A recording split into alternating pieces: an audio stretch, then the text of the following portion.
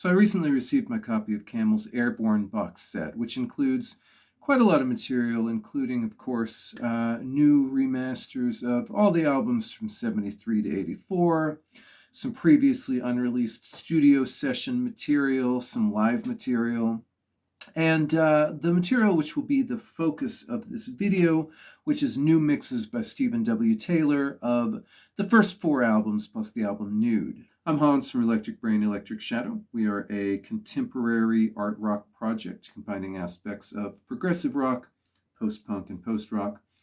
Check out a link in the description to a playlist here on YouTube of some of our more effective music. Now, if you're a regular viewer of this channel, you know that I'm a big fan of the work that Taylor did on the Van de Graaff Generator box set that came out a couple years ago, and I was eager to see what he'd do with the early Camel. Before I get into that, a few thoughts about the nature and purpose of remixing older albums. I've seen a few comments, here and in other places from people who wonder what was wrong with the old mixes, or, why these classic albums would need improvement. Obviously, nothing's wrong with the original versions of those albums. Obviously, no improvement is needed, right? The original versions of early Camel, the original versions of early Van de Graaff Generator, those things have been as consistently dear to me as any works of art ever made. If it's appropriate to regard an audio recording as a lifelong friend, then these are treasured lifelong friends. So an interest in a new take on the material is not an assertion that there's something lacking in the old version. But what we're hearing with these new mixes is the recordings made in the 70s presented in a fresh way with a different emphasis, and that ideally allows us to experience aspects of the sound and the construction of the music in a different way. There's a fascinating mix here, I think, of familiarity and novelty, almost in an uncanny way, right? Of experiencing music that on some level is as familiar as anything in your mind or your heart, with the uncanniness, the defamiliarization of hearing it put together in a new way. Now, I find that mix of experiences fascinating myself. I really enjoy it. I certainly have with Taylor's Van de Graaff work and his work on the recent Hawkwind box set. And this video is aimed at people who have enjoyed that, who've had that feeling. To those people, I'll say that I mostly had a blast listening to the new mixes, and I'm going to go into a bit more depth about responses I had, things that I noticed, and the overall effect. Now, in general, particularly with the first 3 albums, these mixes feel bigger and fuller and more dense, as you would probably imagine, and generally are louder than the original masters. On the Van de Graaff box, Taylor made the new masters of the original a bit quieter than the masters that we were used to, and then really made the new mixes louder and thicker, right? So if you wanted the old mix, you had a version that was relatively quiet and avoided some of that pumped up quality that bugs a lot of fans of 70s music. If you want something with a bit more of a contemporary size to it, you had the new mixes. That's the practice he's followed here as well. And it's probably most noticeable on the self-titled album. Check out this passage from the song Slow Yourself Down, which is, I'll first play the original mix and then the new mix from the box.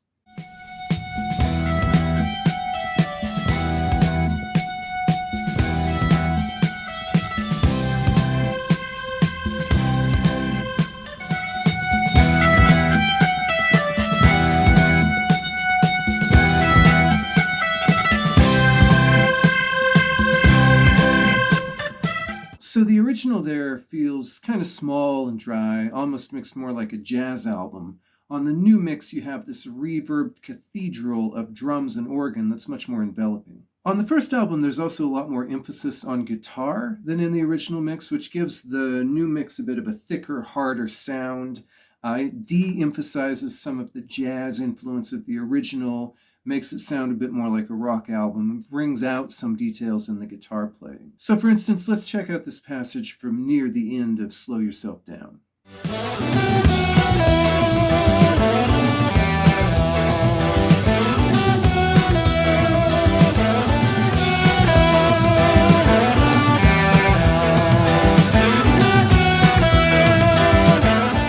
So here the vocal, the guitar, the organ, those are all basically doing the same theme. In the original, they're all about equally balanced.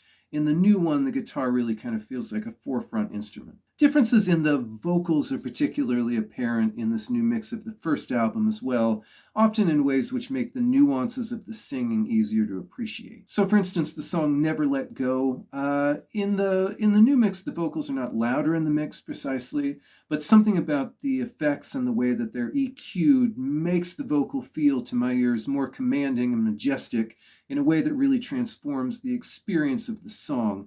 Honestly, on the first listen, I wondered if Taylor had maybe even chosen a different take, and I did have to go in and do a side-by-side to verify that it is the original take. There's just something about this new mix that transforms the feeling of it. Have a listen. For all mankind, and the seas of time are running dry.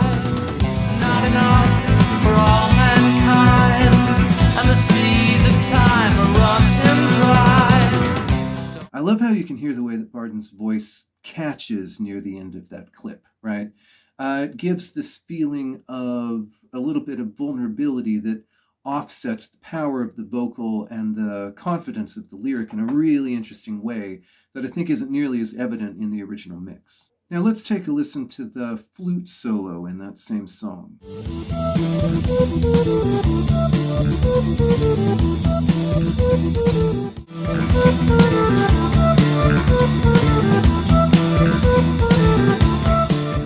You know, if you compare the two side by side, all the same instrumental details are there. You're not even necessarily hearing any particular layer or line differently than you normally would, but you know, the swirl of sound is just so much more immersive in a way that it just kind of kicks ass, frankly. You know, I mean, makes this section feel so thrilling. And I don't know, like, it felt really good hearing this new mix. It felt like some of the excitement that I had hearing this song for the first time 15 years ago. Now, Mirage, once again, is a little bit thicker and more intense in this mix, more immersive. You know, the original album is one of the most thrilling and energetic works of the classic prog era, and it just kind of rocks in a way that really very little other classic prog rock does. But where the first album, the new mix of the first album put the guitar at the forefront, here I think the new mix feels more in line with the original balance of the instruments. So rather than really change the character of how the layers relate to each other, it just has more to do with an increased amount of power in the whole thing. Check out this passage from Free Fall, paying special attention to the organ.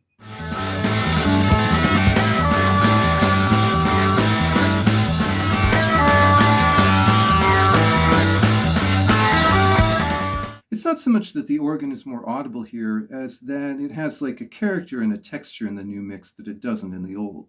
In this passage from later in the same song, there's a section here where, you know, in the original, this theme is mainly being carried by the guitar, but in the new mix, you get a better sense of how, in this version, the piano is playing the same thing in lockstep, and it gives a little bit more of a fullness to the music and a sense of the power and tightness of the band. Check it out.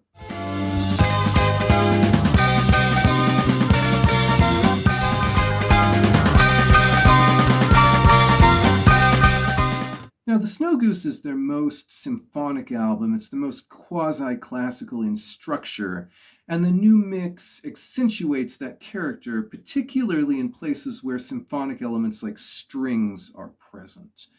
Check out how much more lush this passage from The Great Marsh is.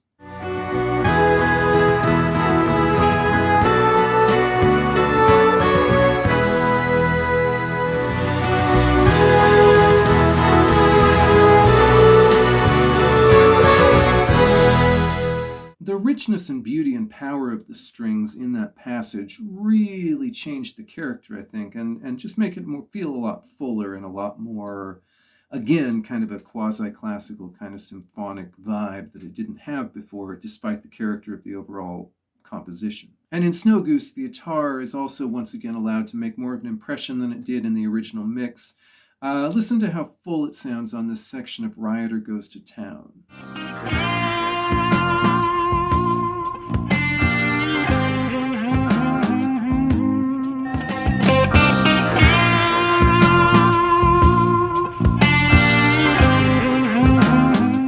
Now, that passage almost has kind of like a shine on you crazy diamond kind of vibe to it, right? With the almost funky rhythm underpinning that cosmic solo. And in the new mix, Latimer's guitar has a kind of just dense sprawl that really makes an argument for it being a peer of Gilmour's work from the same era. Now, Moonmadness was already a quite well-mixed album, maybe a little fuller and denser in its mix than some of the early stuff was. Really kind of seemed like it had a clearer idea of what it wanted to do with the mixing than some of the early work. And the change here in overall impact in the new mix is honestly, to my ears, somewhat less pronounced maybe than the first three albums. But there are some places on this one where an attentive listen will reveal details that maybe weren't intelligible in the original. Check out the old and then the new versions of the intro to the song Another Night. You'll hear that the new version reveals sort of like a vibe or electric piano sound that's mixed into that tangle of guitar that I don't remember hearing there before.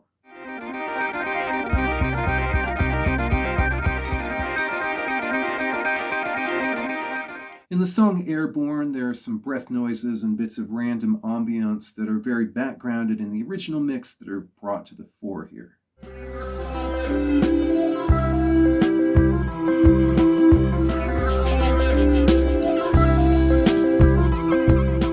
Now, honestly, that last one maybe isn't necessarily an improvement on the original. Again, the difference here isn't as pronounced and sometimes has more to do with layers that are interesting, but maybe don't necessarily set the song off in a different direction. As much as anything, I think that's because really with this one, the original mix really was a very good one for the time. But it's an interesting variation, at least. Now, the fifth album they've remixed here is Nude, maybe because there was something that they felt was lacking in the original mix, or maybe just because it's a fan favorite, maybe a little bit of both. Certainly, while listening to this album, I thought repeatedly about how wonderfully moving and well-crafted and just really excellent Nude is. And, I think when I did my Camel ranking, I probably put it 6th.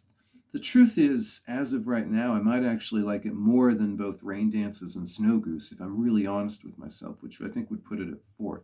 As far as the new mix goes, though, where the other four are all louder than the original mix, the original mix of Nude actually, if you compare the files just visually, is maybe actually even a bit louder than the new mix. It's a much kind of naturally louder mix than the other original versions were. So there's not much change here. And, honestly, with this one, I had somewhat more trouble really picking out side-by-side drastic ways that the mixes vary or kind of coming up with a coherent theory or a consistent theory for what the difference is. Maybe certain lead elements are a bit fuller. If you compare these two versions of the song Drafted, you can hear how the lead guitar is a bit more out front.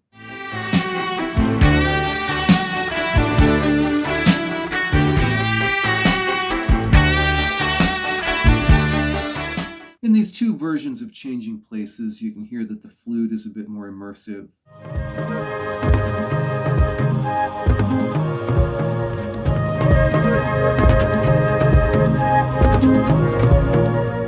Incidentally, in that thing that I just played, I love how the three flute lines kind of peel off from each other and then come back together in unison.